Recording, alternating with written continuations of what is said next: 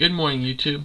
Today we're going to look back on a deal that we looked at previously in 2023, January, that I bought on a rental house. And I'm going to show you exactly what we talked about on the video, what the numbers were on the sheet that we looked at, and then I'll show you basically 2 years of what actually happened and what the returns are, just to give you a little insight into how rentals work, how they don't work, how they might feel versus what's actually occurring. And so let's get right into this. And here's the sheet that I previously presented. I don't like this other one.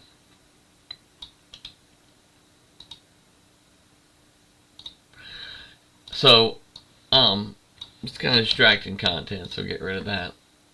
But we looked at a house on a street in a Rogers, place in Rogers, and we looked at buying it and saying we had a 6% return on capital on the purchase and a cash flow of positive $292 per month from a cash flow standpoint after we paid mortgage and interest. Created a 6% overall. Purchase price was $225 versus a value of $254, with about $10,000 in pending fix-ups. So $235 is that total, but you don't put this in up front. So about $20,000 in profit and the purchase. And what we're giving up was a negative cash flow of $292, $45,000 cash, risk on maintenance and rent and things we're accepting. A loan is $7.25 that could be refinanced later at a lower value or paid down as rent increases in the refinance. And so down below, what I have done, and I'm going to zoom in so it's bigger so people can see it, if that works. And I'm going to kind of eliminate the end of the rent, because this is 2023 rent, 2024, and 2025.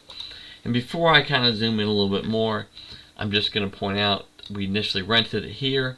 Then we had problems with tenants, and all the risks occurred where people moved in and weren't supposed to be there, and we had to go through an eviction process and a fix-up process and things.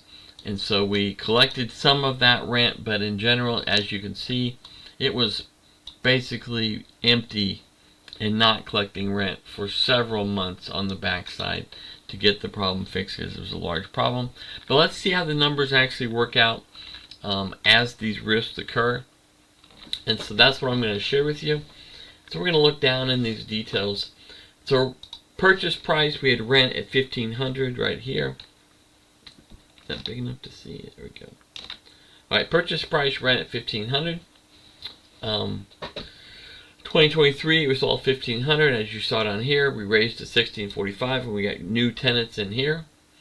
And between the two, we did a fix-up, which is reflected in some of the costs, and that was about $10,000 that we expected it was going to be when we purchased the house. So that was a risk.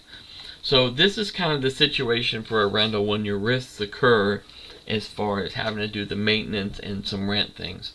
And so at the purchase, we put in $46,986, and because of the price we purchased at $225 versus the fair market value of the property, we made $29,000 at that. Now, where is that money? It's in the equity in the house. It's in the difference in the purchase price and how much we put down. And so that is a 61% return on our money in the first year at the purchase, based on what we put in. Then 2023, we rented it for the whole year. We got paid for rent for several months. Some months we didn't get paid for rent. And so the price of the house also went from $254 when we bought it, because that's recognized here, to $270 at the end of 2023. And from an invested standpoint, we're going to track, we put the initial 46 in, and right here you can see the first year, due to rents not collected and the fix-up that we did, we put in another $14,394, and that is an amount we invested, and that includes any payment that we made, and any expenses we had over that year. And so that raises our total investment to $61,000. Now, a lot of people, what they think that you want to look at is just making sure you invest up front so you don't have to invest in the second year. But I don't look at it exactly that way, and so we're just going to look at how it pans out. So the second year we had this much, $14,394. I don't know if you can see the sheet, but really small up there. Plus, we got a gain, plus the first 46,000. So our total into the house right now is $61,381, and the price is now $270. Which, when we look at the return, we're going to look at the actual expenses, which was we lost negative $10,228, and that is the fix-up, the interest, any kind of expense we had in the first year. And then off of that, as far as our return, we're going to take the increase in value. And so that gives us a total return after increases in value of $5,771. So compared to the investment, that is a 9.4% return. Not a great year. All the risks occurred. But you can see that value of the house is really pushing us higher, and the leverage is increasing our return to the positive even more. Third year, 2024, we got stable renters in here after January, February, March, April. And it has been rented. Good renters, consistent, want to stay there, and we're treating them well. And on that 2024 numbers, you got $1,645 rent. Capital, it's worth $291,600 now. As far as, I just go by Zillow on that, with small adjustments just to say what's the real value. And so total investment this year, 2024, will be $7,069. That includes payment over rent, and you can see that a lot of that is in the first 4 months of not collecting rent due to the issues, and a few fix-up expenses that were billed in the second year. So our total investment, $68,000. Total return, we had a negative $25.20 as far as profit after all of our expenses that year, and that includes no rent for 4 months, which is an expense. I mean, it's a risk, and if you have 5, 10, 2, whatever houses, it's going to happen a certain percent of the time, and this is how it pans out when it happens. So our increased total with increased in value, everything was $19,000, and based on our total investment of $68,000, that's a 27% return in 2024. Now 2025, interesting thing here is increased in value. We're going to go with $310 from $291 at the end of the year as a reasonable increase for the area that it's in. So total investment, we're looking at $2,000 as opposed to $7,000. When I collect full year's rent, that we're going to end up $2,000 more profit, but $2,000 total is what we put in for the year. So our total is $70,000 with the increase in rent, and now a positive return on the house. We're looking at $20,900 as the return, and a 29.67% on our money. Now, the interesting thing about this is when a lot of risks occur. You can see in the numbers here that we are still at a negative cash flow on the house. You can see as far as based on the rents and the expenses that happened here, we have actually a loss in this year. This is not the normal case, but even in the abnormal case, we are still actually making a return on our money. And some people would say that's not a really return because it's not in your pocket. But if it's in the value of the house, I can tell you that at year 4 or 5, you're definitely going to see a massive amount of turnaround in this property from a cash flow standpoint, and that cash flow and profit is going to help you buy the next properties. But your actual return on what you have invested here is about 60, 10, 20, 20. 20, 30%, and then this 2026 probably be even higher than that. And that's really what makes you money. It's not what you think what makes you money, but I wanted to share with you the actual numbers of what happens on the deal that we analyzed up here. We looked at doing, we bought below market value here, right? Bought below market. We took the risks on, the risks occurred, and worst case on the risk, we still end up with a positive return in this situation. So let's just add up the total return here.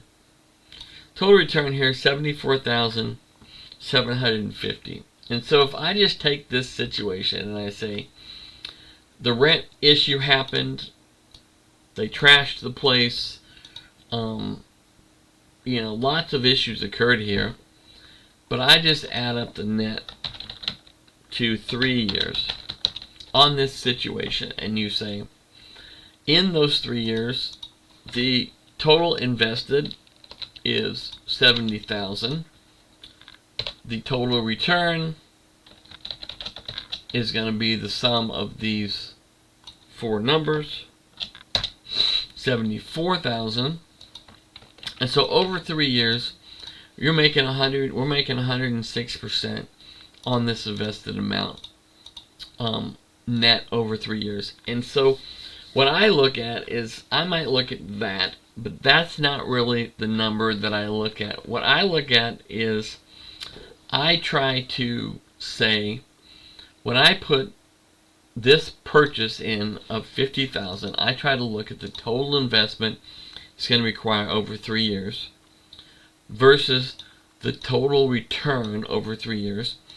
And what I make the decision on is, I look at this investment, and then I try to look at, after 3 years, in how much is my return per year going to be on this investment. So if we just take this 20,000 increase, let's say here, and you have 70,000, then my return is, after 3 years, is going to be 20,000 a year on an investment of 74,000. And this is really not a great case, but it says I'm going to make a 28% return after 3 years on this house, in a worst case scenario, which, rents having issues and things like that.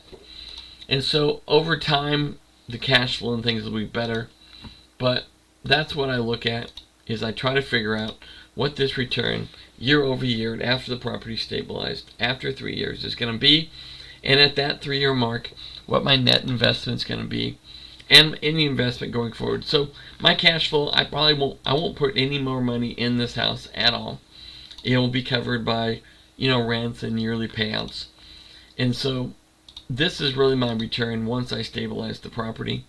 And that's what I look for on an investment, is once it's stabilized, once my return is so low that I can cover these four with cash flow, and when the risks occur, I can cover it. What's my investment going to be in the property, and what's my return? And a 28% return is really great. I look for like a net, usually between 30 and 33%, we'll say. So if I'm getting a third of my investment in a return every year on a property, and after 3 years I know I'm going to put money into it, then I'll cover that for 3 years and push that investment and say, I'm at 28% now. One of the reasons I do it this way is because if you look at the same numbers from, for instance, something like Home Depot or VIG, from a stock standpoint, you might look at like a 1.5 to 2.5% return as far as payout each year in a dividend, but you're not going to get the same capital increase percent every year. Some years there are, some years there aren't. And after 3 years, right, if you run the numbers on an index fund, what your payout's going to be per year, I would say it's probably going to be around 10%.